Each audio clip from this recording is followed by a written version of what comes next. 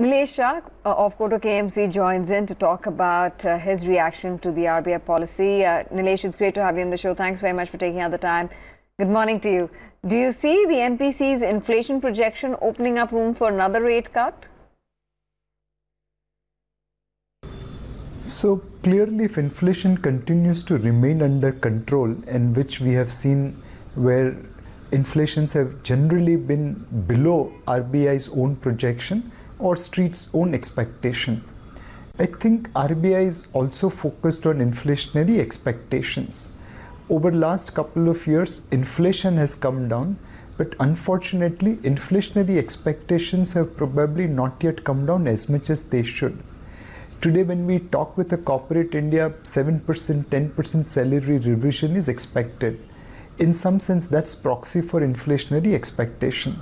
When your inflation is subdued at 3.5% or 4%, then why should salary expectations be running higher at 7% or 10%? That gap has to narrow down, and probably that's where RBI has, cut interest rates only by 25 basis points and not more. And they're keeping room open for more rate cuts if inflationary expectation starts coming down. We also have to realize that our victory over inflation is very recent. Just a few years back, we were tackling double-digit inflation. Now we are tackling lower single-digit inflation.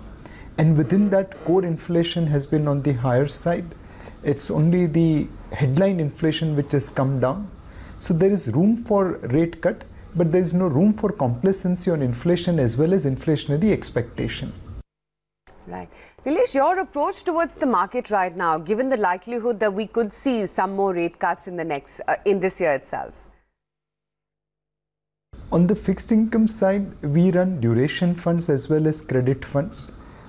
In most of our money market, liquid plus short-term fund, we were running slightly longer maturity in anticipation of repo rate cut, and will continue to run slightly longer maturity, keeping in mind that in future also there is potential of a rate cut. On the duration fund, we will be opportunistic, because over here you have to not only play the curve, you also have to play the security selection. So here we will adjust our durations looking at what kind of opportunities are available in the market. On the credit side of the fund, we are generally more cautious on credit than, let's say, our peer group, and will maintain that stand. We believe return of principal is more important rather than return on principal. The governor, do you think is, well, this is maybe a bit of a tricky question, but do you think the governor is following the sort of philosophy that the government has been advocating for quite some time now, that monetary policy should be pro-growth? I don't think so. Any Western economist or Western commentator had a problem when Ben Bernanke was going on a breakfast meeting with Hank Paulson every day during 2008 crisis. In fact, they were all appreciating how Ben Bernanke is supporting government and supporting US economy. Even when Ben Bernanke talked about helicopter economy, where he talked about how recession can be avoided by throwing cash from helicopter, no one complained that he is bidding for the government. Everyone appreciated economist in Ben Bernanke. Across the world, we have seen the central bankers working with the government, not against the government. If RBI does the same thing, why does it create doubts in the minds of people?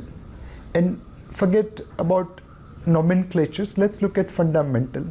Your inflation has been revised downwards. The next 12 months expected inflation is well below RBI's comfort zone of 4%. All right, Nilesh, we'll leave it at that. Thanks very much for joining us and giving us your take on the credit policy review.